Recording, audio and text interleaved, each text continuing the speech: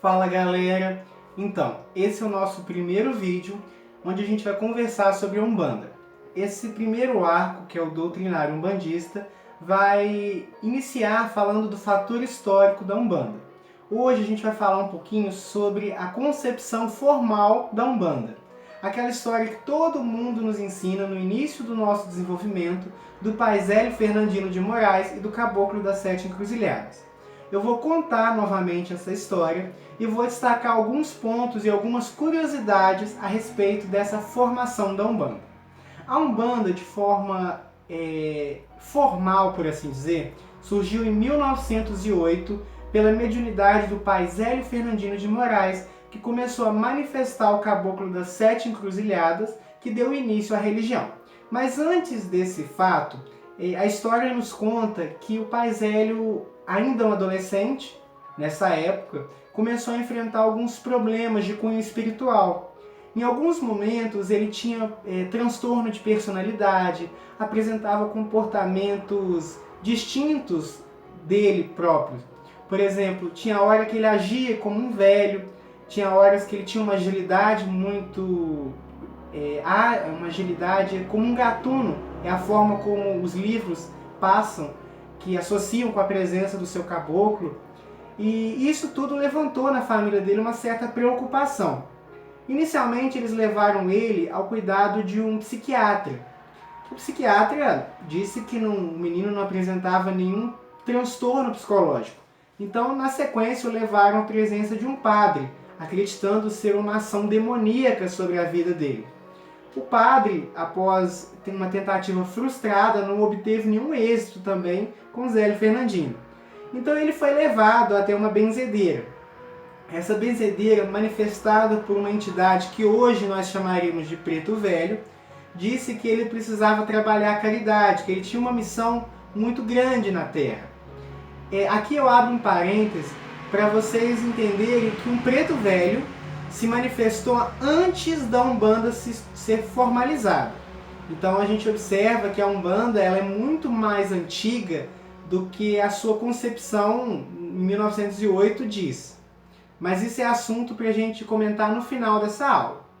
Ele foi, na sequência, por insistência do pai e de amigos da família, ao Centro Espírita de Niterói, para que lá ele fosse, através da doutrina, do passe, que ele tivesse uma recuperação. Só que o que aconteceu ali mudou os rumos da religiosidade brasileira. Ele começou a manifestar uma entidade que rompeu com todo o paradigma daquela religião, se ausentou da mesa e foi até o jardim buscar uma flor, dizendo que ali estava faltando aquilo. Aquilo foi logo rechaçado pelos presentes ali na comunidade, como se ele estivesse manifestando o obsessor.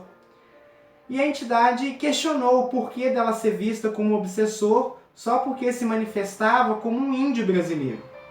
Porque o espiritismo naquela época, e até hoje em muitas casas, eles são muito dogmatizados. Eles acreditam que um espírito, para que seja evoluído, tem que ter algum nível cultural. Então, normalmente, um mentor se apresenta como um médico, se apresenta como um advogado, como um frei. E isso é interessante porque essas apresentações elas são meramente estereótipos. Um espírito ele não tem cor, ele não tem sexo, ele não tem profissão. Ele pode optar, após um determinado grau evolutivo, de se manifestar dessa ou daquela maneira. E a Umbanda ela trabalha bastante com isso. O Caboclo das Sete Encruzilhadas, que foi o nome que ele deu naquela reunião, começou a questionar esse tipo de coisa e continuou sendo rechaçado como um obsessor pelos mentores e pelos dirigentes da casa. Nesse momento, outros médios de incorporação que estavam presentes começaram a manifestar também entidades como pretos velhos e caboclos e também foram considerados como espíritos obsessores e convidados a se retirarem daquela reunião. O caboclo, vendo que ele não teria espaço naquela religião, ele lança um desafio, que no dia seguinte, na casa do médium, ele daria início a uma nova religião, que falaria aos humildes, que todos aqueles que necessitassem de auxílio seriam bem recebidos ali, e nenhum espírito que se propusesse a caridade seria rejeitado o direito de trabalhar. Os dirigentes da casa ainda disseram que ninguém prestaria aquele culto, e ele disse que as montanhas diriam se ele conseguiria ou não realizar o seu trabalho. No dia seguinte, muitos curiosos, os presentes naquela reunião mediúnica, foram até a casa daquele médium, e ele, às 7 horas, que era o horário determinado, houve novamente a manifestação do Caboclo das Sete Encruzilhadas, que deu as diretrizes de como a Umbanda funcionaria. Os médiuns usariam o branco, trabalhariam a humildade, a tenda que ele fundou, como chamou-se Tenda Espírita Nossa Senhora da Piedade, como uma referência a Maria que recebeu o seu filho no colo. Naquela mesma reunião, um preto velho se manifestou e deu início a essa tão famosa linha de Umbanda, tão amada por todos nós. Essa é a formação original que nos é ensinado quando nós entramos no terreiro de Umbanda. Isso é interessante, é importante que todos vocês saibam dessa história, que a Umbanda surgiu em 1908 com o pai Zélio Fernandino, através do Caboclo das Sete Encruzilhadas, que ele deu as diretrizes da utilização do branco pelos médiuns, que todo espírito que se propusesse a caridade seria bem recebido na Umbanda, e a Umbanda acatou bem isso, tanto que hoje em dia são inúmeras linhas de Umbanda foram sendo acrescentadas com o tempo para que todos os espíritos pudessem contribuir.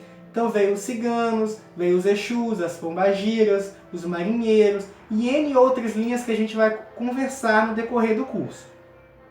Agora eu quero destacar alguns pontos. O primeiro ponto, isso é o que a história nos conta. Mas nós podemos observar pela própria história que a Umbanda é muito mais antiga do que isso. Um preto velho se manifestou numa benzedeira que o acolheu antes desse episódio no Centro Espírita de Niterói. A Umbanda, pelo que nos é passado pelos nossos mentores da casa, é uma organização no astral que existe há muito tempo, antes da sua revelação no plano físico. Isso também é uma ideia que o pai Rubens Saraceni trouxe para nós, que a Umbanda que nos é apresentada aqui é uma revelação de uma organização que já existe na espiritualidade há muito tempo. Alguns se atrevem a dizer milênios. Então, a Umbanda ela veio isso. O que a Umbanda se propõe? Ela se propõe basicamente a fazer a caridade, ensinar a humildade e através desses valores que a humanidade de certa forma perdeu, trazer o equilíbrio e a evolução aos seres. A evolução é uma linha de ordem dentro da Umbanda. A evolução do médium, nós na condição de encarnados temos através da Umbanda um veículo de evolução, de crescimento e também de queima de karmas. Porque no exercício da mediunidade associada a todo bem que é feito ali, isso vai trazendo tanto um aprimoramento moral, um aprimoramento espiritual e também uma quitação com a lei espiritual à qual nós somos devedores. A evolução também dos espíritos, porque a Umbanda se permite abrir a todas as linhas de Umbanda, a todos os espíritos que se propõem a caridade.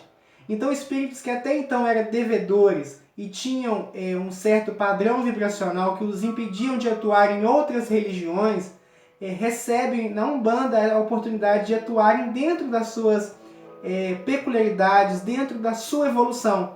Então a Umbanda tem como fundamento agregar o que o espírito tem a ensinar. Então, por exemplo, uma pombagira, que não é regra, mas em muitos casos vivenciou o pior que a humanidade pode apresentar na condição de uma prostituta, de uma rainha, na condição de uma mulher forte, uma mulher independente, é isso que ela traz no seu arquétipo. De uma mulher forte, de uma mulher independente, de alguém que é dona do seu corpo, de alguém que conhece o desejo. A gente vai aprender que uma das fatorações que as pombagiras atuam é no desejo. Então, elas vêm agregar isso pra gente. O marinheiro, alguém que viveu em contato com o mar, que conhece os mistérios da nossa mãe Iemanjá e ao longo de toda a vida foi magnetizado pela força do mar, traz na sua gira esse magnetismo. Então cada entidade vai apresentando isso. Eu queria abrir um ponto sobre algumas coisas que a história da Umbanda também pode servir para nós no dia a dia. Eu sempre, em todas as aulas, vou tentar trazer um contraponto com valores. Porque não adianta que nós sabermos a história da Umbanda, a parte teórica se no dia a dia a gente se perde naquilo que é essencial, que são os valores. Então eu quero comentar alguns pontos muito importantes que eu tiro da história da Umbanda. A primeira dela é a respeito do julgamento. Nós temos o péssimo hábito de julgar os outros. Nos sentimos senhores da justiça. Sempre sabemos que o outro está errado, que ele devia agir dessa ou daquela forma. E o julgamento é algo que só cabe ao nosso pai Xangô, que é a fatoração da justiça dentro da Umbanda. Nós, como seres encarnados, devemos aceitar, nós devemos apoiar e acolher a todos, independente de qualquer convenção externa. Nós muitas vezes julgamos as prostitutas, julgamos os viciados, julgamos os marginalizados e esquecemos que ali dentro tem um irmão, que ali dentro tem um ser igualzinho a nós e que está sofrendo. A Umbanda, ela quebra com esse paradoxo. Quando nós nos reverenciamos, por exemplo, a um malandro, quando nós nos reverenciamos a uma pombagira, quando nós nos reverenciamos a um preto velho escravo. Isso a gente vai abordar em cada linha esse ensinamento. Assim como muitas vezes lá atrás os pretos velhos, os caboclos foram julgados pelos nossos irmãos espíritas. Nós não podemos cair nessa falácia e fazer isso com os encarnados. Uma outra lição que eu tiro é que quando alguém chegar nos terreiros, nos nossos atendimentos, nós temos que olhar aquele irmão como um ser divino. A Umbanda trabalha isso, que todos nós temos algo de divino dentro de nós. Algumas vertentes chamam de chama crística, outros chamam de espírito, outros vão chamar, não importa. Mas a Umbanda carrega consigo esse mistério do divino que habita dentro de nós. Muito próximo, inclusive, da cultura oriental. Quando o Pai Zé e o Caboclo das Sete Encruzilhadas instituíram a tenda espírita Nossa Senhora da Piedade e disse que como Maria aceitou seu filho Jesus ali doente, morto, quebrado, que ela acolheria a todos. As pessoas que vêm até nós nos nossos centros são assim. São seres divinos como Jesus o era, mas através da dor, através do sofrimento, através muitas vezes da atuação externa, se encontram ali quebrados, se encontram ali deformados, à beira do abismo.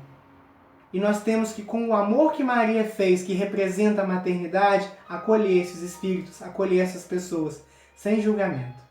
A Umbanda ensina a humildade.